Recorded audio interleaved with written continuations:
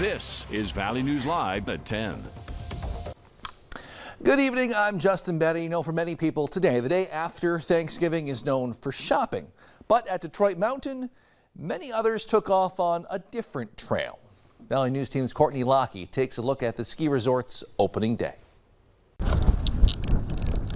Christmas came early for avid skiers and boarders in Detroit Lakes. Oh my word, opening day, it's like two Christmases if you ski, because you have opening day, it's like Christmas, and then you get Christmas. So life is amazing. We get school off, we don't have hockey today, and so we gotta come out skiing.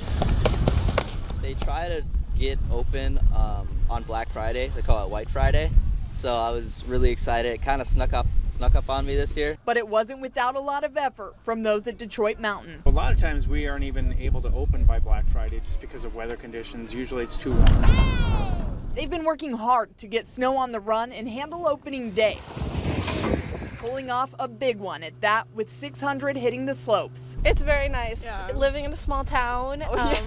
Not much to there's do not here, much, so having this here has always been nice. People came from all over, and this year they're expecting a new crowd. After Frostfire, one of North Dakota's only resorts, closed for the season because of malfunctioning snow machines. It's unfortunate, and you want everybody to succeed in the industry for sure, but I think, you know, having them shut down up there, I think we'll see some people from that area coming out. Skiing is tradition on the Minnesota mountain since 1948.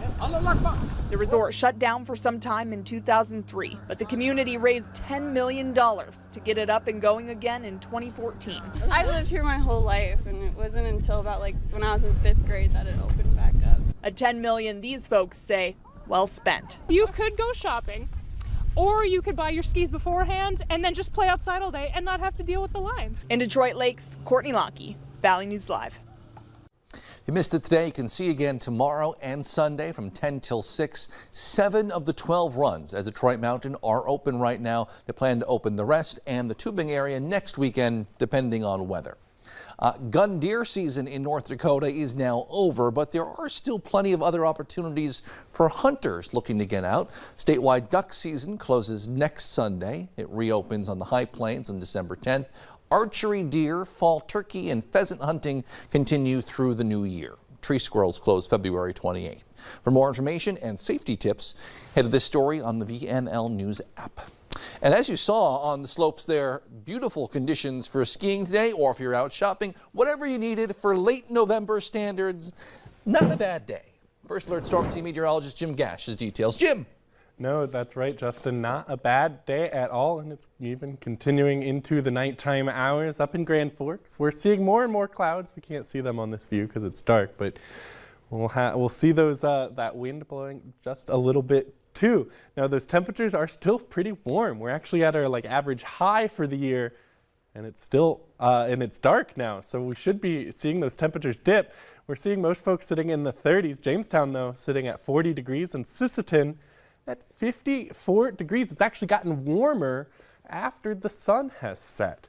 And we're going to look at those winds, and those winds are coming out of the south, which is a part of why we're having these warm temperatures, pulling up a lot of warm southerly air to help warm us up here. Now, here are those clouds. We're seeing more and more filter in. We have a thicker area up in the north and a little bit in Lakes Country as well. We saw mostly clear skies for much of the day, and here is that system in Texas that I keep talking about, and that's going to cause some issues for folks trying to get home this weekend, as we could see some issues impacting some major hubs. I'll have a bit on that in a little bit, but here in Fargo tonight, we're going to see those clouds continue during the overnight hours, and they'll actually continue a little bit more into tomorrow, as we'll see those temperatures drop into the upper 20s as we wake up tomorrow morning. Now, I'll have more information about that Texas system as well as what we can expect a little bit closer to home tomorrow coming up in just a few minutes. All right, thanks, Jim.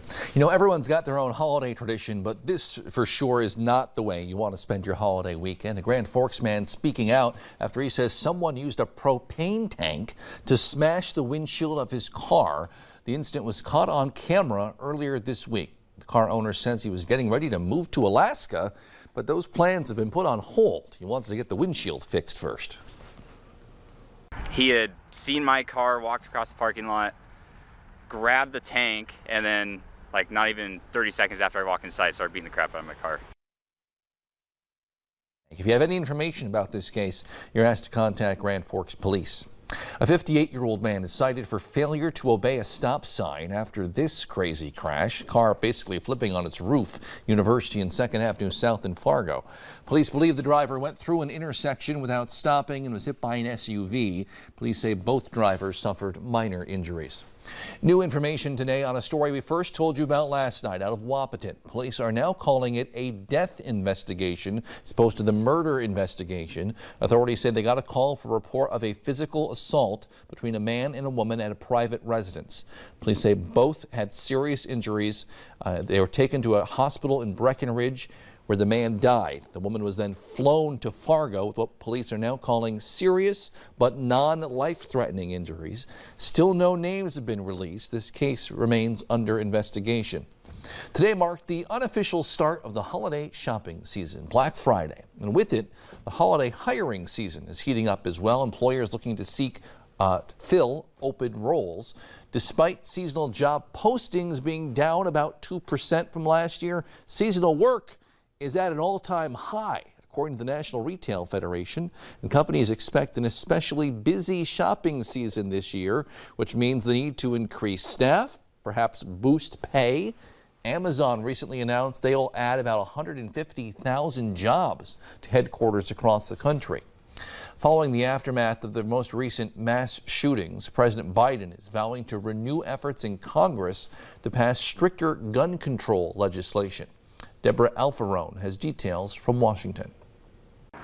Investigators say within hours of purchasing a weapon, the manager of a Virginia Walmart allegedly shot 6 people. And in last weekend's Colorado LGBTQ club mass shooting, there are new questions about whether the state's red flag laws could have been used to seize the suspect's weapons. The idea we still allow semi-automatic weapons to be purchased is sick. It's just sick. President Biden is vowing to work to get gun legislation passed on Capitol Hill. This as mass shootings in the U.S. have surpassed 600 for the 3rd year in a row. When you have freedom, there will be people who abuse it. The answer to violence is not disarming law-abiding citizens. The president indicated that he may make a move against assault weapons during the so-called lame duck session before the new Congress convenes in January, but he does acknowledge he may not have the votes. Over the summer, he signed a bill that expanded background checks and added restrictions as to who can purchase firearms. He also gave states incentives to pass new red flag laws. As the gun control debate persists, an October Gallup poll found that 57% of Americans say laws should be stricter than they currently are. That sentiment was down from 66% in June, shortly after the mass shootings in Uvalde, Texas, and Buffalo, New York. Deborah Alfarone, CBS News, Capitol Hill. As Deborah referenced there, Democrats could face a challenge trying to get gun legislation passed, especially in the new year, once Republicans take control of the House.